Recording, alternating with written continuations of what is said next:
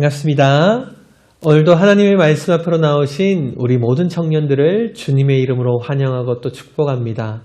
오늘 하나님께서 우리에게 주신 말씀은 호세아서 6장 7절에서 7장 7절 말씀입니다. 자, 우리 먼저 첫 번째 질문을 함께 보도록 하겠습니다. 이스라엘 사회의 실상은 어떠했습니까? 제가 6장 7절 말씀을 한번 대표로 읽어드리겠습니다. 자, 6장 7절 말씀입니다.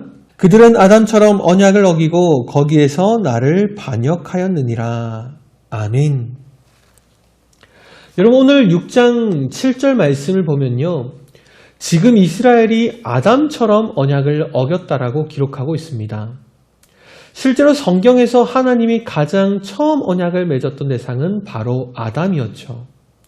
이 언약은 바로 선악과를 먹지 말라는 것이었습니다. 그러나 아담은 이러한 하나님과의 언약을 어기고 선악과를 먹고 말았죠. 그리고 이러한 아담과 동일하게 지금 이스라엘 백성들도 하나님과의 언약을 버리고 우상을 숭배하면서 수많은 죄악을 행하며 살아가고 있었다는 것입니다.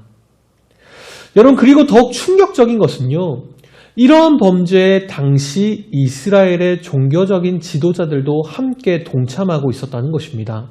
이스라엘의 범죄를 이야기하면서 언급하고 있는 이 길르앗이나 세겜과 같은 도시들은요, 당시 이스라엘의 종교적인 요충지였습니다. 당시 종교적인 지도자들이 얼마나 심각하게 하나님 앞에 범죄하였는지는 오늘 본문 6장 9절과 10절 그리고 7장 2절 1절을 보면 더욱더 우리가 잘 알 수가 있습니다. 제가 한번 대표로 읽어드리도록 하겠습니다. 자, 먼저 6장 9절 말씀입니다. 강도 떼가 사람을 기다림같이 제사장의 무리가 세겜길에서 살인하니 그들이 사악을 행하였느니라. 아멘. 6장 10절 말씀입니다. 내가 이스라엘 집에서 가증한 일을 보았나니 거기서 에브라임은 음행하였고 이스라엘은 더럽혀졌느니라. 아멘. 자, 마지막으로 7장 1절 말씀입니다. 내가 이스라엘을 치료하려 할 때에 에브라임의 죄와 사마리아의 악이 드러나도다. 그들은 거짓을 행하며 안으로 들어가 도둑질하고 밖으로 떼지어 노략질하며. 아멘. 자, 여러분, 오늘 본문 7장에서 노략하고 있는 무리가 과연 누구인지 여러분 상상이 가십니까? 여러분, 세겜은요, 길르앗과는 달리 요단강 서쪽에 위치한 제사장 지파였던 이 레위 지파의 성읍이자 도피성이었습니다. 그 위치는 사마리아에서 베델로 가는 길에 위치하고 있었죠. 그런데 여러분, 오늘 본문을 보니까요, 지금 여기서 제사장들이 살인을 행하고 있었다고 기록하고 있습니다. 여러분, 이런 위치에서 제사장들이 살인을 행하였다는 것은 즉 베델로 올라가는 순례자들을 제사장들이 살해하였다는 것입니다. 여러분, 너무나도 충격적이지 않습니까? 아마 당시 제사장들이 살인을 행했던 목적은 아마 약탈이었을 것입니다. 물론 어떤 성경 해석학자들은요, 이러한 제사장들의 죄악에 대해서 그들이 가르쳤던 잘못된 종교적 가르침들을 과장되게 표현한 것뿐이라고 말하는 학자들도 있습니다.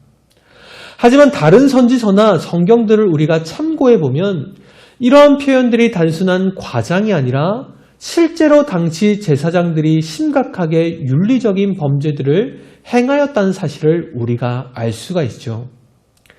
자, 두 번째 질문입니다. 이스라엘의 궁중에서는요, 어떠한 일이 벌어지고 있었습니까?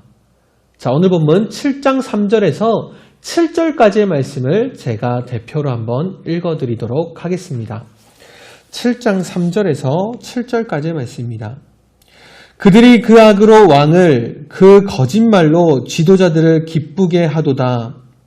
그들은 다 간음하는 자라 과자 만드는 자에 의해 달궈진 화덕과 같도다. 그가 반죽을 뭉침으로 발효되기까지만 불 일으키기를 그칠 뿐이니라. 우리 왕의 날에 지도자들은 술의 뜨거움으로 병이 나며 왕은 오만한 자들과 더불어 악수하는도다.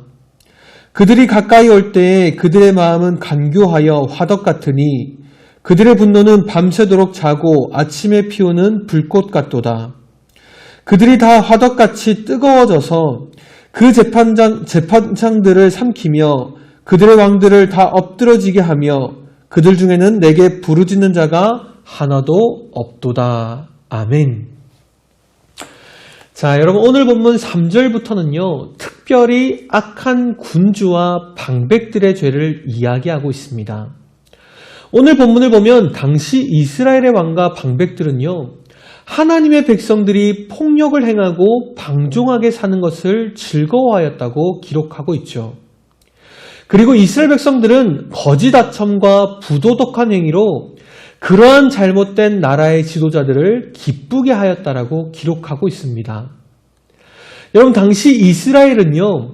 종교적인 지도자들 뿐만이 아니라 정치적인 지도자들도 심각한 죄악에 빠져 있었다는 것입니다. 그러다 보니 당시 하나님의 나라인 이스라엘의 왕궁에서는요. 살인과 폭력이 끊이지 않고 일어났죠. 실제로 많은 성경학자들은 우리가 오늘 함께 읽은 이 호세아 본문의 배경을 여로보암 2세가 죽은 이후에 므나헴이라는 인물이 주도권을 잡을 때까지의 시기로 보고 있습니다. 이 시기는 이스라엘의 역사에서도요, 정치적으로 매우 심각하게 어지럽고 혼란스러웠던 시기였습니다. 여로보암 2세가 753년에 죽은 이후 그의 아들 스가랴가 왕위에 올랐지만 고작 6개월 만에 살룸이란 자에게 살해를 당하고 말았습니다. 그런데 이 스가랴를 죽이고 이스라엘의 왕이 된 살룸조차도요. 이스라엘의 왕에 즉위한 지 고작 한 달 만에 또다시 므나헴에게 살해를 당하고 말았죠. 당시 이스라엘의 왕궁의 모습은 이처럼 피와 폭력으로 가득 물들어 있었다는 것입니다. 지금 이스라엘은 종교적인 지도자들뿐부터 정치적인 지도자들까지 모두 다 심각한 죄악으로 타락했던 시대였죠. 즉 한마디로 하나님 앞에서 완벽하게 타락한 시대가 바로 이 호세아가 활동했던 시대였습니다. 사랑하는 청년부 지체 여러분, 그런데 지금 이 완벽하게 타락한 이스라엘 백성들의 모습은요, 사실 우리들의 모습 아니겠습니까?